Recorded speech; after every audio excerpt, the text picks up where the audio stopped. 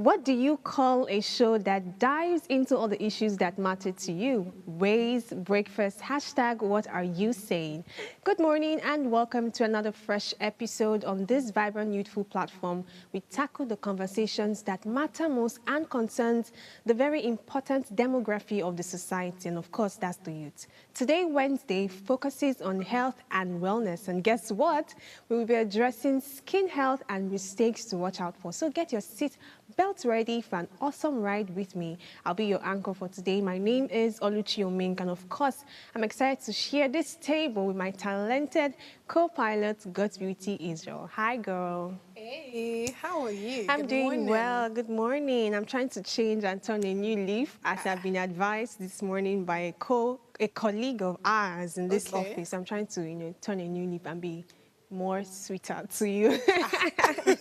But how are you doing, though? Jokes apart. I'm good. How's the week been? Obviously. Beautiful. I can't believe it's Wednesday already. So what's the highlight? Highlight. Yeah, from Monday to Wednesday, what's one thing that stuck out? Maybe from a book you read, from a conversation, from a movie. Tell me something. I think it's to keep pursuing the dream, literally. Yeah, I keep pursuing whatever it is. So, I feel like that's literally the highlight for me because I've been working. Just last week, Friday or so, after sending my script, to like a client, and the client's like, oh, Godspeed, do you know on this script that you sent to me, I didn't know there's no mistake, there's nothing there. This is the best script. I'm like, okay. And that's what every creative needs to hear, that your work is appreciated. Amazing work there. So for me, the highlights will be from trying to analyze a particular movie that I've been watching. Oh, tell me about it. Okay, let me tell you the movie I've been watching recently.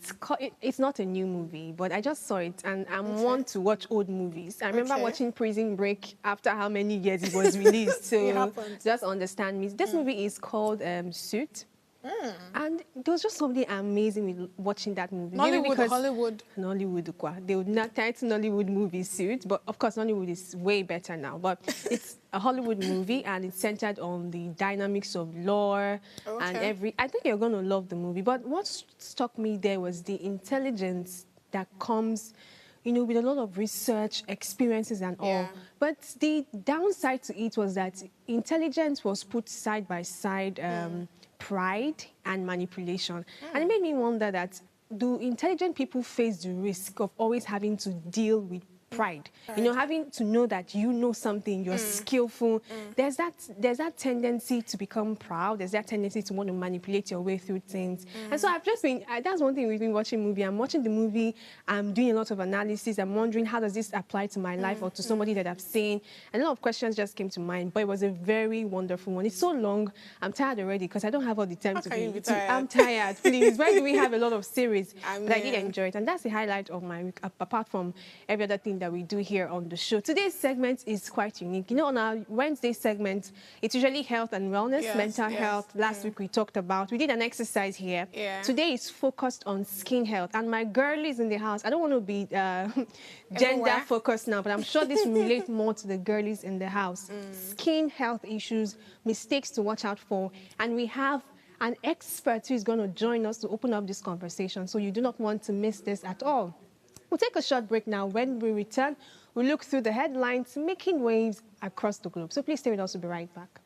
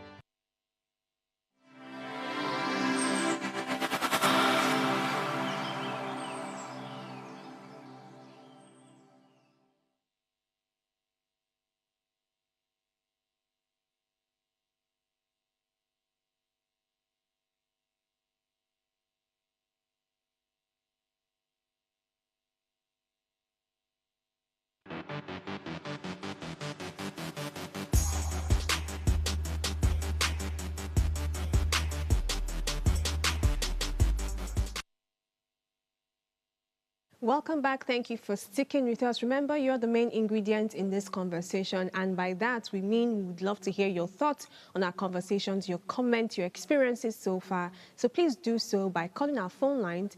Our phone lines are open. You can reach us via 07025 007749 or 07014242420. And if you're yet to subscribe to our YouTube channel, head on now to the official Upgrade TV. Click the subscribe button, like, share the link, and tune in to channel 145 on your Go TV. All right, today we have quite a number of papers here. Actually, just 3 papers: The Punch, The Guardian, and the international papers. So let's start with God's Beauty. All right, straight into the Guardian newspaper. At the top right, which is the news section, we have the time it's full time. The return of Dear England. Main headline says only the beginning. Hundreds die in Israel shatters Gaza truce. Then by the bottom left, we have over 1 million disabled people at risk of big benefit cut. Bottom left, which is the last headline on the newspaper, states Putin agrees to limited ceasefire in Ukraine. So there are so many stories here. I feel like almost all the stories here are quite interesting. I think they actually go hand in hand. So I'll just, state them out like that.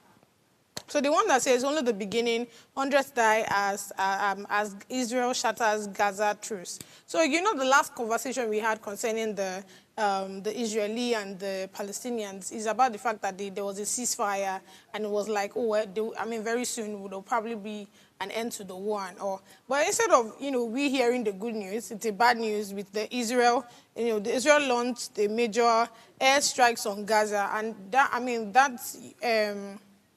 that airstrike literally killed over 100 people. And that's not sounding like a good news from not ceasefire that they were having and truce coming back to, the war. And I feel like I don't know what's going on with the leaders of each of those countries. Like, I'm so tired, And just yesterday when we were talking about the fact that the Russians are, having more harm now than the Ukrainians. It is stating here on this newspaper now that the Putin agrees to limited ceasefire in Ukraine, which is making me feel okay as the Ukrainians decide to, bow to the conditions that Putin put in, the last time when they had the ceasefire conversation. So I really don't know much about that, but I just know that this whole war needs to come to an end, both from the Ukrainians to the Russians, down to the Israelis and the Palestinians. Everybody needs to rest at this point. Because, one thing I think these leaders don't understand. I get it that they want to save name and all, but how do you save name when the same people that you're supposed to be protecting are the ones dying? Do you understand? At the end of the day, who are you protecting? Who are you leading? Who are you serving? I feel like these are questions that they themselves need to answer. And I also wanted to just touch a bit on this headline that says over 1 million disabled people at risk of big benefit cut. So the UK Prime Minister, that's Starmer, has come out to say that he wants to reduce some of the spending that, the government are in. I feel like this is an initiative that I think the government here in Nigeria should actually adopt. So this is it here. As a government, there are a lot of things you're spending money on. You guys draw budgets and all. So they feel like the money that they put in to, take care of the people living with disabilities there in the UK are a lot, and they want to reduce it. But again, I feel like they should be able to create a balance, because there are lots of persons, the fact that we are talking about people living with disabilities, that there are some things that they cannot do for themselves, right? And I'm very sure there are some that can not do things, depending on what part of their body do they, is missing and all. Imagine someone that doesn't have vision.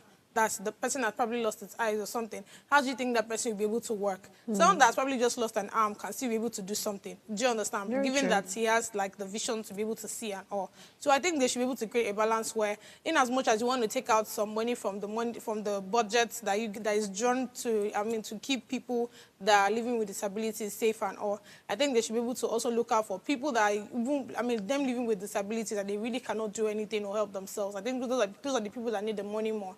And like I said, I feel like this is something that Nigeria should take on, because we know for sure that there are some things we cannot pay for. Do you understand? But instead of drawing out the budget and reducing the cost, we'll go and be collecting loan. See what the Prime Minister is doing. He thinks of it. Look at the front side, the advantage, and also the disadvantage. In as much as we don't want too much money, we don't want a situation where we start borrowing. We have to limit certain things, certain government spendings. I feel like that's actually a very good initiative. I think your government should actually look at it and, adopt it in Nigeria. That's all I have for you on the Guardian newspaper. Our government, you say? our government. Yeah, that's good, because you're going nowhere. Very interesting story. Yes, yes. I wonder why they're still using the word disabled people. I wonder why. We need to have people correct that vocabulary. Right. Physically impaired, they're not disabled. They're able in their own ways. All right, the Nigerian story has a number of them. The Punch here, major headline reads, emergency rule. Soldiers' tanks move into Rivers government house. NBA lawyers say suspension illegal. PDP LP Atiku Pandev slams Tinubu. National Assembly to debate President's state of emergency today. Fubara blames pro-Wike lawmakers. Ibas takes over. Wike versus Fubara. Governors, Assembly members, turbulent road to suspension. Above that, we see finally reps passed Tinubu 4 tax bills. And on fuel import story, NNPCL loses bid to stop Dangote's 100 billion naira suit. Attack on discos. Nigerian military is lawless. Federal government deducts state 800 billion naira allocations to pay foreign debt. Libya to deport over 170 Nigerians. Porting 9 mobile accused of blocking subscribers from switching operators. Mubat's father asks courts to crash legal advice freeing Naira Marley. And the last story here reads, National Assembly probes Cameroon's alleged encroachment on Nigerian island. From yesterday, the most trending story in Nigeria now has to be the state of emergency in Rivers and the intervention of the executive arm of government. That's the President of the Federal Republic of Nigeria. So I'll read the full story here so that we can have an idea of what is going on. The President Bola Ahmed Tinubu, on Tuesday evening, that's yesterday, declared a state of emergency in Rivers State in a nationwide broadcast, citing the need to restore law and order. Tinubu announced the suspension of Governor Simi Nalayi Fubara, his deputy, Mrs. Ngozi Odu, and all elected members of the House of Assembly of Rivers State for an initial 6 months.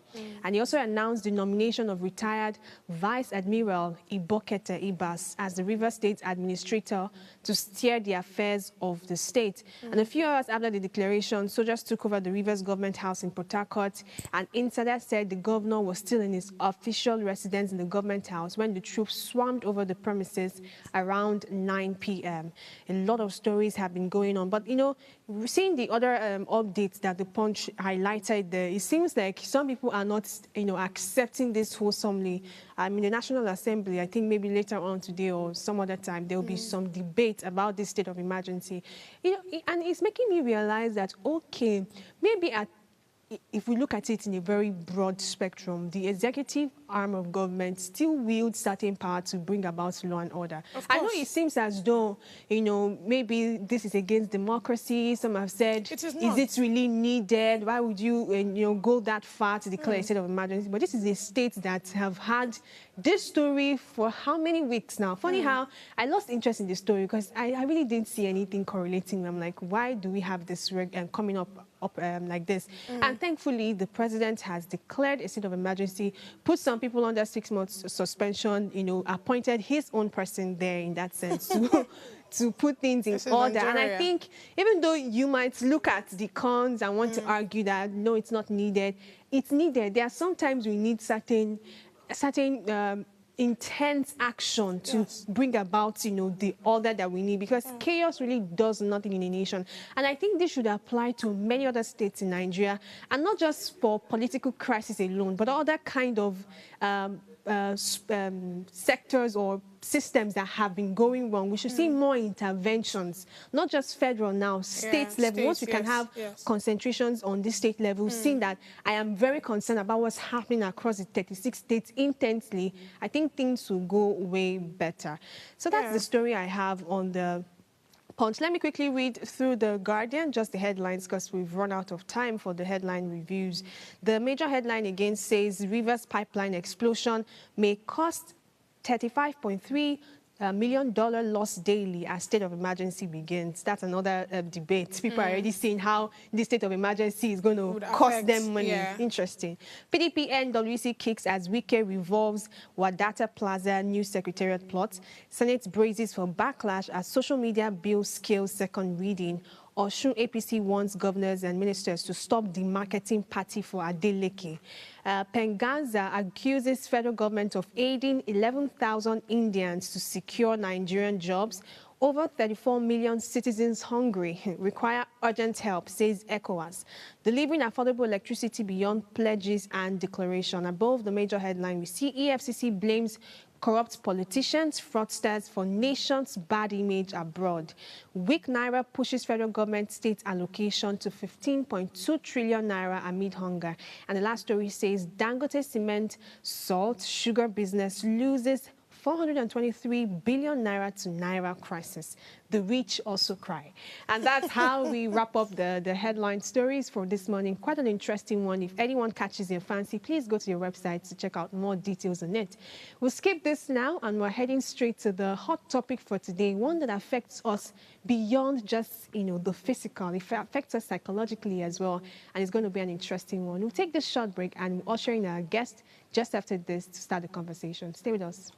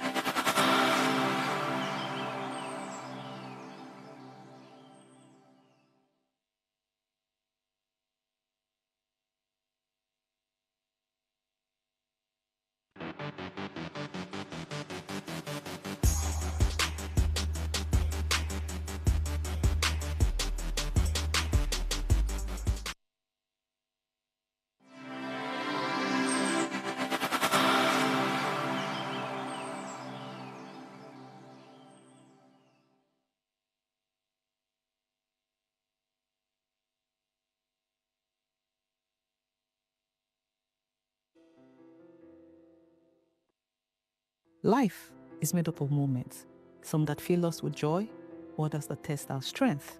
Welcome to Heartlines. This is our space to explore the highs and lows of human connection, the love, the heartbreak, and resilience that shapes our life.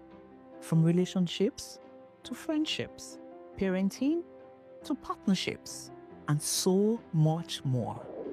Every week, we share stories and conversations that define us, navigating love, separations, the struggles of parenting, dealing with anxiety and managing the pressures and stress of life. Real conversations that bring us closer, helping us heal, grow, and connect. So join me Mondays through Fridays at 10 p.m. for Heartlines, the show where we connect hearts, have real conversations with real people, one story at a time.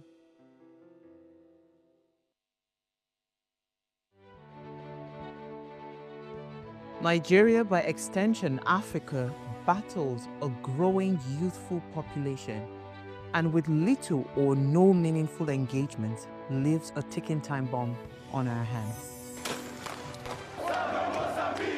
We are a blessed continent with great wealth, both in people and material.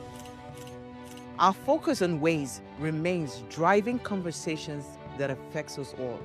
Topics in the news, social concerns, politics, leadership, governance, empowerment, resource management, conflict management, finance, SME sustainability, technological innovation, food security, health, education, brain drain, our well-being, citizenship, and much more.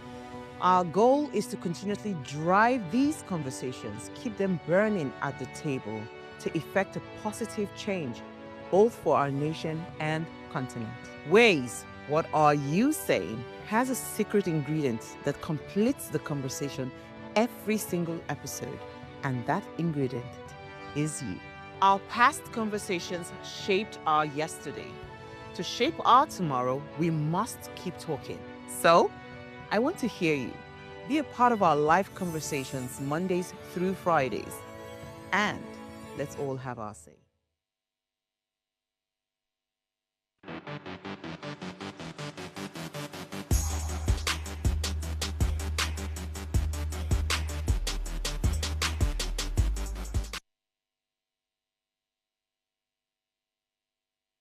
Welcome back, people. Thank you for sticking with us. Okay, we're still discussing, or we want to discuss the topic skin health and mistakes to watch out for. Our skin is the largest organ of the body, and how we care for it plays a major role in our overall health and appearance. But in the quest for glowing skin, many people unknowingly make mistakes that can lead to irritation, breakouts, premature aging, and even long-term damage. From using the wrong products to skipping essential skincare steps, these missteps can prevent us from achieving healthy, radiant skin. And to help us navigate this, we have an expert in the house, Amutadi Peculiar. She's the founder and CEO of Shop Taddy, a beauty and skincare brand committed to transforming skin health. As a certified cosmetologist and beauty therapist, she has spent nearly a decade helping people correct skincare mistakes and achieve their desired results. Today, she's here to shed light on the common skincare mistakes we should all be avoiding. Amutadi, welcome to the show. Good morning. Welcome to the show. Thank you so much. How are you? I'm doing very well. I mean, having somebody with radiant skin join our conversation today, we can be assured that whatever you're telling us is from experience, from real life results. And this is really amazing. Thank you for joining us today. You're welcome. Thank you. So I want to start with debunking a lot of myths. I have many questions as well as the viewers watching today. Many people believe that the more products you use, the better your skin will be. But is there such a thing as doing too much skincare? We see today, I mean, if you watch some skincare influencers, there's always layering of different products, 7 products, 8 products, 9 products. And I'm wondering, is this doing much harm or is it really essential? Let's start the conversation from there. Okay, so it's not exactly a straightforward answer when it comes to the kinds of step or the amount of steps you need in a skincare routine. For example, if someone doesn't have particular skin issues, let's say they just have irregular skin, no acne, no hyperpigmentation or the rest, I mean, they could just do wash, moisturizer and sunscreen and they're good. However, if you have more advanced skin issues like, acne, melasma, hyperpigmentation, eczema, those kinds of things, you might need to have a lot more steps in your skincare routine. So it's not a straightforward answer. Do you understand? So the normal skin, no issues, 3-step routine is fine. But if you have certain skin issues, you might have to have up to 4 and 5. I don't know if you get what I mean. Yeah, I get it, absolutely. Yes, so that's how it is. All right, thank you so much. So let me just add into the question that Oluchi asked earlier, right? So let's talk about some overlooked mistakes that people make when it comes to their daily skincare routine. I want to believe that, I mean, if you get a skincare from someone today, you hear the person say, oh, use this one first, and by this time use this one, and don't go on the sun on this one. I mean, there are a lot, but I still feel like there are some people that feel like, oh, it's not that essential, it's not that important, So let's talk about those overlooked mistakes and how do you think we can start, working around it when it comes to, the daily skincare routines and all? Okay, so when it comes to, having a routine that you can diligently stick with, because it's important, if you have certain skincare issues, when you go to a professional to seek counsel, it's important to let them know your work schedule and your lifestyle, so they can craft a routine that falls within that category that you can keep up with consistently. So in this context, the most important thing in skincare is sunscreen. You can't overemphasize that enough. Have sunscreen. That's the most important. Once you have that, then other things, they're not necessarily peripheral, but I mean, it's not as important as sunscreen. So if you get a wash, your moisturizer, your sunscreen, like I said earlier, you're good to go. I mean, to maintain your skin health. But if you have certain other issues that you want to deal with, it's all about the routine. Yeah, for certain people that are 9 to 5ers, you could do a very simple routine for them in the morning. So let's say they wash and sunscreen. If their sunscreen is hydrating enough, they can even skip moisturizer. They can just do that in the morning. So it's easier for them to keep up, because it's a waste of money if you're going to buy a lot of skincare products and I not don't use use it. it, yeah. So you have to have a routine that is crafted specifically to your lifestyle. Then at night for 9 to 5ers, you can do a bit more. So you can have like the main thing. So the retinoids, the hyperpigmentation treating ingredients can be at night. So it's just about, everybody has a peculiar lifestyle. So it's about crafting a routine that respects that, or makes it easier for them to stick with. So that's basically it. It's not a straightforward answer, because certain people with acne might be more open to having a larger routine in the mornings because of their lifestyle or their work ethic or whatever. But people at night, people that don't have the time at night, maybe night workers, they may not be able to keep up. So it's just make sure you seek a professional help first. Seek professional help rather first, so that they can craft a routine for you that respects your lifestyle. All right, thank you so much. I want to ask a very practical question here now. Yeah. And I want to assume that you're going to give a particular answer, but I'm hoping that you will change the answer. So there's this idea that I've had conversations with people that have glowing skin. I mean, it's almost like if you hear some TikTok trend, they'll be like, I don't even use anything. It's just Ori. This is just how God has made me to look like. And it's almost burdensome for some other people that are doing all their best to look as clear, as glass skin-like as possible. So I'm wondering, what really makes the difference? Or this whole skincare routine that we're doing, is it to maybe prevent something in the future, maybe to help with old age, with wrinkling, or can we actually get immediate results? Because I'm trying to use myself as an example. When I was quite younger, maybe as a teenager and maybe early in my 20s, my skin was okay. But I felt like using skincare was what young girls are doing now. I mean, in the hostel, you see a lot of bottles everywhere. People are using skincare. And I decided to now inculcate skincare routine to my, beauty and lifestyle routine. But I didn't see any immediate change per se. And I'm like, when my skin, I wasn't using this skincare. My skin was just okay and perfect. Now I'm using it and I'm worried that it's not even giving me that glow per se. So is it that I should be consistent with it because of a future benefit, or I can get that benefit now? Okay, so a lot of people do not give credence to the fact that genetics play a huge role when it comes to skin. There are certain people that are born with great skin. They're lucky, do you understand? So it's not, I mean, they wouldn't have to do much to have that glowing, beautiful skin. So, but if you know that during puberty, where you begin to have acne and just those hormonal fluctuations, you start to sort of compare with those people that have genetically induced clear skin. You're not giving yourself enough grace. It's not going to be the same for everybody. The end result of skincare is anti-aging. That is what I think, yeah, and I know rather. The end result is anti-aging, because you want to, because I mean, it's not like it's going to stop aging per se, because that's a myth. It will just slow down aging a bit. That's what skincare does. So you might be doing your skincare routine now and you may not be seeing the results as much. Although if you're consistently using something and within 3 to 6 months you're not seeing good results, you probably want to change it, because it might not be perfectly suited for your skin. That is why I said you have to get professional help. Yeah, typically when you're dealing with acne, I'm using acne a lot because acne and hyperpigmentation is like a big issue in skin of color. Yeah. Now, if you're treating acne and you want to use certain acne-fighting ingredients, I would advise that you give it at least 3 to 6 months. Typically, to check if the product is working well for you, 3 months is okay, because you have to go through the purging phase. A purging phase is where, because when you use certain acne-fighting ingredients, what they do is that they cause a faster skin cell turnover. when that happens, you're going to have more acne within that first 6 to 8 weeks. Like your face is going to be way worse. So people during that purging phase tend to give up because I'm using something worth how much? And it's not giving me the result I want to see. So of course you would want to give up. Yeah, but when you are past that purging phase, give it a bit more time, you should see results.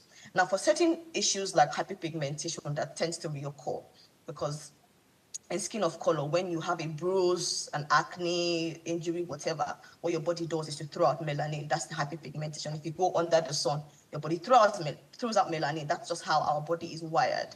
So hyperpigmentation is a recurring issue in skin of color. So you need to have a routine to consistently help with it. It doesn't have a cure. Same with acne. It doesn't have a cure. You can't completely get rid of it forever. There's no permanent solution. So it will be recurring. Same thing with acne, because for women, when they are nearing their periods, they begin to have hormonal fluctuation and then they have acne around their jawlines, those kinds of things. So it's not a perfect science per se. That is, it doesn't mean you're not going to have acne or hyperpigmentation if you start using the product immediately. But with time, you can reduce the rate of your current when you use these things. Okay, before I allow Godswill to ask her question, can you please elaborate on the things that can inhibit results when you start using a particular skincare product? For example, you said to give it about 3 months, and if you're not seeing certain results, maybe it's not for you. But if that happens with a lot of products I'm using, 3 months, and I'm not seeing results, could there be like some underlying issues that are inhibiting it so that I do not just waste money trying different products? Yeah. Okay, so I understand what you mean. So apart from just skincare, there is what you eat, your lifestyle. So if you're under a lot of stress, you're under the sun a lot, you don't eat well, it's going to affect your skin. So it's like it's a relationship with both. You can't just do skincare alone and then your lifestyle is not really helping. For example, if you have acne, you have to reduce your intake of refined sugars, processed food, those kinds of things. Because when you keep doing that, it could cause more inflammation, and more inflammation means more acne. If you have hyperpigmentation, also, you have to reduce your stress, reduce your sugar intake, because more sugar, more insulin spike, and the resultant effect of that is hyperpigmentation more often than not. So you have to be careful with these other things. Do you understand? So reduce your stress, take more water. Although water isn't, I hear people say things like if you drink water, your skin is going to be clear. Please, that's not true. It does help with hydration, but please, you still need a skincare routine. Yeah. So other things come into play: your diet, how you sleep, your stress levels, your lifestyle. If you take alcohol a lot, you might want to stop that because it doesn't help your skin at all. People that have things like eczema, rosacea, those kinds of things, psoriasis, you could have a worse flare-up if you take alcohol a lot. So other things also contribute to having clearer skin, not just your skincare product. Now, when it comes to skincare products, the routine also matters. The rule of thumb is 3 months, give it 3 months. But there's certain people that don't layer correctly. There's certain ingredients that sort of counteract when you apply them together. And what would happen when you do that is that your skin will get worse rather than getting better, even past the 3 months. It's very, very important. Seek professional help. So make sure that your routine is also in check. Your lifestyle is in check. You sleep well, you eat well. Those kinds of things sort of play a bigger role when it comes to your skin health. Thank you so much, Peculiar. What you just said now is literally the question I wanted to ask, and I want you to just expatiate a bit, right? So when we talk about diet, the economic status. For an NYSC person to come out and tell you the kind of issues we have in the country, that it's real and everybody's facing it. You understand? So let's talk about the diet now that you think is very accessible, that is affordable to people. Diet, fruits, because, I was having a conversation with someone, and the person said it's not enough to just use, skincare products. It's important that you also change your diet, like you made mention, your lifestyle. Both of them is what makes you have, a good skin. So I want you to expatiate on it now. People listening to us, what diet should we be more focused on? What fruit should we eat? Is it watermelon? Is it apple? Let's just expatiate on it a bit. Okay, so when it comes to diets, if you focus on healthy meals, because skin is an organ, you also have other organs. So if you focus on balanced meals, just as how it's good for your kidney, your lungs, other parts of your organs, also good for your skin. Yeah, so if you consume a lot of refined sugars, processed foods, so your diet is like noodles and donuts and chocolates, and I mean, I believe you can eat all these things, but in moderation. It's important, eat in moderation. So people that have diabetes, of course, you can't be eating a lot of sugary foods. You need to eat more fiber-rich foods. So when you eat fiber-rich foods, when you eat healthy fats, that is healthy fats, something like avocado. Avocado is a lovely fruit for that.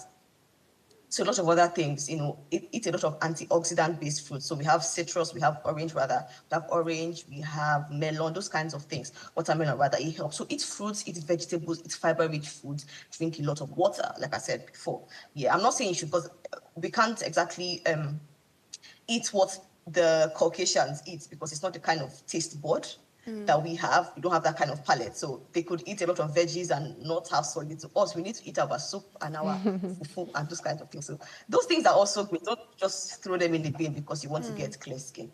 But please eat in moderation. Incorporate a lot of fiber, a lot of vegetables, a lot of fruits, a lot of proteins. It does help with your skin, not just skincare. But this is not like there's a regimented diet for you to follow to have clear skin. Just the same thing they will teach you when you were in primary school, how to have a balanced diet. So have a bit of carbohydrates, a bit of proteins, a bit of fiber, a bit of those kinds of things. So just make sure to eat a holistically nutrient-filled food. It would help with your skin. So there's no Amazing. one diet that helps or one diet that doesn't help. Just make sure, reduce the things that you should reduce. Too much alcohol, please cut it out. Too much sugar, too much, just cut it out, yeah. All right, thank you so much. I remember there was a particular time there was this heavy criticism on organic products. And I think it was about that time I started following you because I heard your commentary on it. I mean, at that time, some popular organic brands were called out for having misled people by causing damages to their skin and all.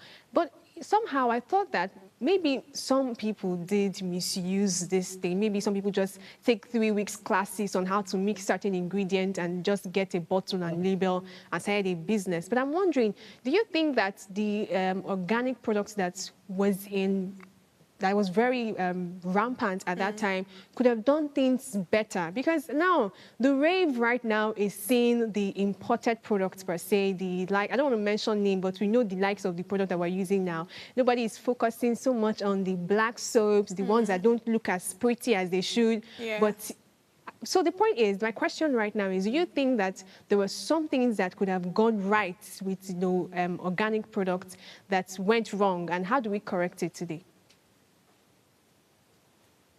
Okay, so if you know me personally, I'm pro-Nigeria. I love Nigeria. I believe that we have a lot of innovative individuals in Nigeria.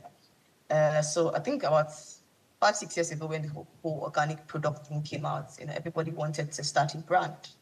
But the thing with organic products is most people that made it at that time were not exactly schooled in it, and because there is a almost subtle want for an average black girl to want to whiten her skin or be fairer, most brands at that time sort of played into it. So what they focused on was trying to lighten, or like I would like to say, whiten somebody's skin. Now the thing with that is, it's not holistic. It's just one issue that you're trying to battle. And not necessarily, it's not even necessarily an issue, because these people have lovely skin, but they're just not okay with the complexion. And that's a problem. There's certain organic brands that came out at that time where they were really doing good stuff. They were doing really, really good stuff. And of course, I applaud them. And if you see their track record, they're still in vogue right now, because people saw that what they were doing, they didn't want to just buy into the hype of wanting to whiten somebody's skin. They wanted skin health. They wanted to give, good quality products into the marketplace. And when they did that, they have stood the test of time, and they're still, in vogue right now. But there's certain ones that only focus on whitening and lightening the skin. What that does is it's not sustainable, because the way our body is wired, we have more melanin. So when you go under the sun, you have melanin. When different things could trigger melanin, so you always come back. So you have to consistently use whitening products, consistently use lightening products for those kinds of things. Now the issue with that is it's not sustainable. It's not. So are you saying now Things like that sunscreen. apologies. Are you saying now that there's still a market for people like who needed tests to be sure it actually provides the UV protection that it needs to provide. So in that, down the line, 2, 3, 4 years down the line, you see people that have a lot of hyperpigmentation on their face. Some people even have what we call exogenous chronosis. It's a very thick, leathery, sort of velvety kind of hyperpigmentation that people can develop on their face when they have used whitening products for an extended period of time. So things like mercury hydroquinone, even steroids, when you use that for a long period of time, it could cause irreversible damage. Now, if they still continue with that, the end result is that more often than not, they may have kidney issues. So we advise don't go there. But there's certain organic, I won't want to mention names, but there's certain organic skincare brands that have actually pushed, they have done good stuff. So I'm not obviously going to lump them or throw the baby with the bathwater and all. I mean, they did well. But the issue we had primarily with organic skincare products is, one, they weren't exactly qualified to mix and match. They just had to go to a class and they just pour this and pour that, and they've made a product. And that's not right. I don't think that's even legal. Do you understand? So that was the issue we had with them. They only focused on skin lightening ingredients or skin lightening products, and that makes no sense. You can't sustain it. It's not sustainable. You're going to damage your skin in the long run. But you can see now that they've included acne-fighting ingredients, those kinds of things, and the formulation is a lot better than it was before. So yeah. All right, thank you so much. That means that there's still hope for the organic market in Nigeria. All right, we'll take this short break now. I'm going to return. I still have a ton of questions for you, Peculiar, as well as God's Beauty. So please stay with us. We'll be right back.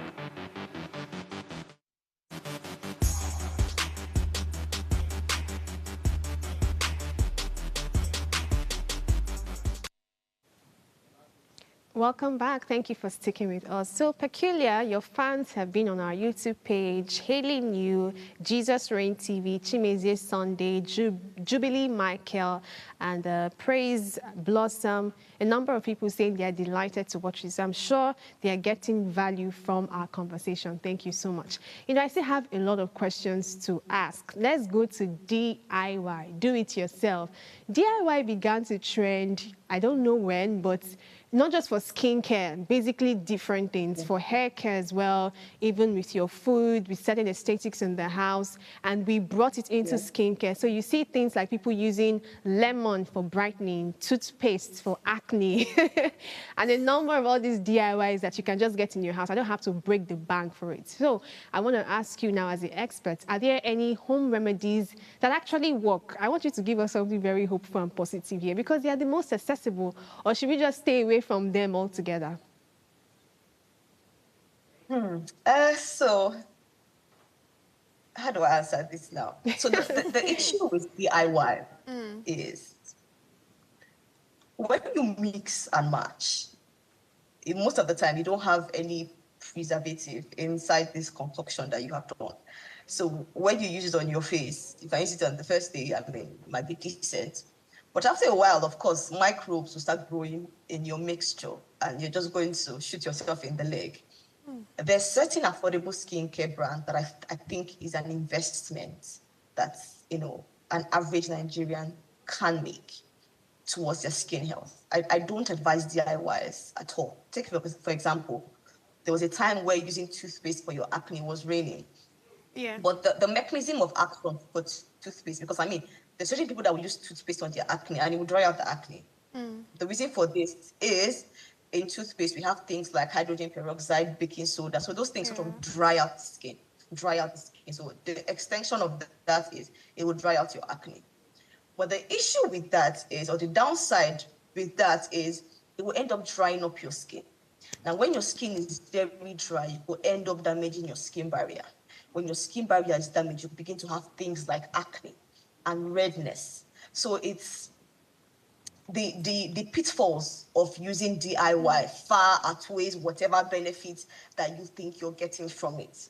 Do you understand? I mean, eat well, drink water, but the mixing and matching that you do with your kitchen cabinet ingredients, I would advise just leave that. Skincare formulation takes a lot of research, and there's lots of things that go into a formulation, making a product. It's not just mixing and matching. There are a lot of things that are considered. So your skin or pH level, those kinds of things, they are considered. So you're not going to get that if you're mixing onion and oil on your skin. You're really not. So at the end of the day, I would advise that it's a no, just stay clear. If you cannot afford to do advanced skincare, you can just get a wash and a sunscreen. Start with that. It could last you 2 to 3 months if you use it well. So you can start with that. But if you want, just stay clear of DIYs. Just stay clear. Honestly, stay clear. All right, thank you so much, Peculiar. So I want to ask this question, right? Because there was somebody I met during the weekend, and she's one of those persons that did the whole bleaching cream, mixing of creams for her to be, brighter than her future and all of that. I don't know why you're laughing. Why wouldn't I laugh? Brighter than your future. I mean, because tell me why you want to, you want to use bleaching cream on your skin if you're not thinking of, being bright and all of that. And now she's telling me that, some part of her face is burnt. What does she do and all of that? She has been going to the market to get any soap that has carrots, whatever in it, any soap that has papaya, whatever. In my head, I'm like, okay, so I don't know how to help you, given that I'm not even into the skincare business, right? So I like the fact that we're having this conversation with a professional so that you help, because there are lots of persons, I'm not going to lie. It's not one, it's not two, it's not three. I don't know why they are mixing creams. I mean, I don't know. I don't want to judge anybody, but, let's just talk about it. What exactly do you think they should do? What are the, basic steps or strategies, or do they go to the doctor? I mean, what exactly do they do exactly? Is there restoration for them? Is there restoration? Because some part of their face, you understand, is different color, rainbow. Again, they wanted to look brighter than their future. So, yeah. Okay, so it depends on the kind of damage they have now. That's why we preach prevention rather than cure. Don't start. That bleaching thing you want to do, don't do it. I mean, it looks good on camera, but if you see these people's skin up close, you see there's a lot of redness and, it's not cute. And so don't start. It's best not to, because when you're trying to reverse it, it takes a lot of time. There's certain people that have irreversible damage now. I mean, as much as we want to preach hope, that you could do something to get rid of it, but there's also the other part where you might not be able to. It might be something that you have to live with. So what I would advise her is this: there has to be a professional. It could be a dermatologist, it could be a cosmetologist, it could be a beauty therapist, it could be even a doctor if you feel like but mostly a dermatologist. See a dermatologist first. Let her see your skin. Let her map out the issues that you have. If it's acne, I mean, most of the time when you use this bleaching product, what they do is that they damage your skin barrier. So whatever product you're trying to use to correct that will not work. As long as the skin barrier is messed up, nothing is going to work. So you have to first of all focus on healing your skin barrier. I have a lot of videos on this on my TikTok and my Instagram, so you can probably check it out. So first of all, what you want to do first of all is repair your skin barrier. Once that is repaired, and the thing with that is it takes time. There's certain lucky few that within a week or so, a month or so, even their skin barrier is perfect. But there's certain people that it does take time. Now, for people that use organic products or all these face creams that tend to contain things like mercury, hydroquinone, steroids, those kinds of things, they tend to go through a withdrawal process. So if you use a steroid cream for a long period of time, like from back, skin for like years, when you want to go off it, we tend to advise you to sort of taper off it a little bit so that your skin doesn't go haywire. But it's not people that like to just stop it at once. Now, when you stop it, your skin will go through a withdrawal stage. Now, in this withdrawal stage, you're going to have a lot of acne, a lot of redness, a lot of rashes, a lot of hyperpigmentation. But it is just a phase. But you have to be patient. The issue with this, why people do not exercise patience when or during these stages, because there is no defined timeline. So I can't tell you that your skin will be better in 2 weeks or a month or 6 months. I have seen people that it took as high as 18 months for their skin barrier to be better enough for them to start using any active. Do you understand? So the first thing you want to do is try and repair your skin barrier. So look for products that have things like ceramides, things like hyaluronic acid, things like panthenol, things like ginkgo biloba, those kinds of ingredients that are soothing, that are repairing, niacinamide. You can use that for a while, with just wash maybe a serum that contains these ingredients, a moisturizer and a sunscreen. People are going to look at you weird. People are going to be like, oh, don't you see that on your face? What are you doing? People are going to want to recommend heaven and earth for you, but please stick to the plan. Try and repair your skin barrier. Once you do that, when you see that when you apply products, it doesn't sting your skin or it doesn't itch your skin is no more red, then you can now seek professional help to start using things to deal with the issue. Because at the end of the withdrawal stage, it's not like you're going to stop having these issues that you used to have. You still have it, but your skin barrier is strong enough to withstand any active input on your face. Do you understand? So first of all, try and repair your skin barrier first. And then when you feel like your skin barrier is okay, then you can seek professional help to give you a routine that can help deal with whatever, fallbacks you have from the products. Amazing, amazing. I'm really wishing that somebody going through this is listening to this now, so you know there's restoration for you. We're about to wrap up the show, but I mean, we have to talk about the skincare business, because one thing with you, I've been following you for a while now, and I've seen that beyond, educating people about skincare issues and, maintaining skin health, you've also built a successful skincare business, and that's amazing. This show is tailored for young people, and if there's anything that has economic advantage, how we can get better, make more money, we would like to be aware of it. So, I mean, you can tell us your story of how you started and how the skincare market is right now. Is it saturated? Because I know that people have said saturation should not be a reason why you should not venture into a business. But talking from an expert point of view, do you think that there's still a market for young people to start considering the skincare business? Yes, absolutely. I don't believe in an oversaturated market. There are billions and billions of people on earth. You would have customers. I mean, but the thing with the advent of skincare came a lot of people that just wanted to go into it for the money. I mean, that is why a business is there. Of course, make profit and all. But when it comes to something as sensitive as somebody's being, somebody's body, there's certain things that has to be in place before you want to dabble into the business, because you wouldn't want to give somebody certain products that will worsen their skin. You could risk having a lawsuit filed against you, and you wouldn't want that. So this is what I tell people. Yeah, if this is something you want to do, determine what exactly in it you want to do. If you want to just sell skincare products, that's fine. You could retail anything, as long as, of course, it's within the legal limit. But if you could retail anything, that's not a problem. But when it comes to skincare, there are certain people that do not know what to use, and they might have to seek your help to pick out the right products for them. If you cannot do this, I feel like it is better if you tell them that, oh, I do not recommend, or I do not, give people recommendations for their skin. But I'll refer you to certain people that do. I can refer you to a dermatologist. I can refer you to somebody, a professional that does it. Do you understand? Don't just enter into the business with just the mindset to make profits.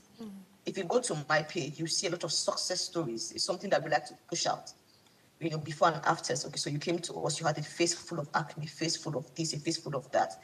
But with time, we didn't just sell products to you. We gave you a routine. We gave you recommendations on the right products to use, and you have actually seen changes. That is very important. I remember about 10, 15 years ago, it was hair that was in vogue. Everybody was selling human hair. Every single person. I wouldn't say every single person, but most young people were selling human hair. And after a while, it slowly faded out, because most people now realize that there's a lot of nuances to selling hair. So of course, those that decided to really put in effort to learn the craft, put in effort for quality assurance, they stood the test of time. I do feel that there's going to be something like that for skincare. There's a lot of people selling skincare now, which is beautiful, yeah. But if you're not selling it with the right motive, that is, if you're not willing to provide quality information, not just quality products. If you do have a good supplier, or if you have a direct chain to the manufacturer, you will get good products. That's not the issue. But it is with the routines, the recommendations you give to your clients. Do you understand? So when I started skincare, because I started makeup first, I was a makeup artist, and I started selling makeup products, and I segued into selling hair products, like for natural hair and all, before I now pivoted into skincare.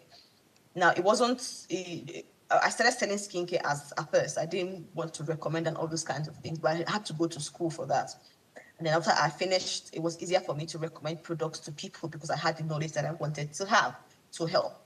Do you understand? So you need to pace yourself. Skincare is broad. If you really want to do it, if you really have the passion for it, do it. I can assure you it does. It's not just the money that it brings, but the fact that you can help people make their skin better. Someone can come to you with a face full of acne, and then within a few months, their skin is so much better. You feel better about yourself. You're actually doing something for the world, at large. But if you want to do it, make sure that you pace yourself. Don't just want to be in it for the gain. You can't be in it for the gain. That is fine. Nobody's going to, trouble you for that. But when it comes to actually recommending things for your clients, make sure you go to the appropriate schools for that. It's important. It is very, very important. Don't just go into it for the fun of it. These are people's lives. I mean, if you give somebody a permanent scarring, it's there for life. What can they do? That's unfair. And so you have to make sure that you have the right skills to be able to recommend to them. All right, thank you so much. I think one thing we're taking here is that just like every other business, value is much important. Thank you so much for joining us, Peculiar. Thank you, so God's much. Beauty. Thank you to our viewers.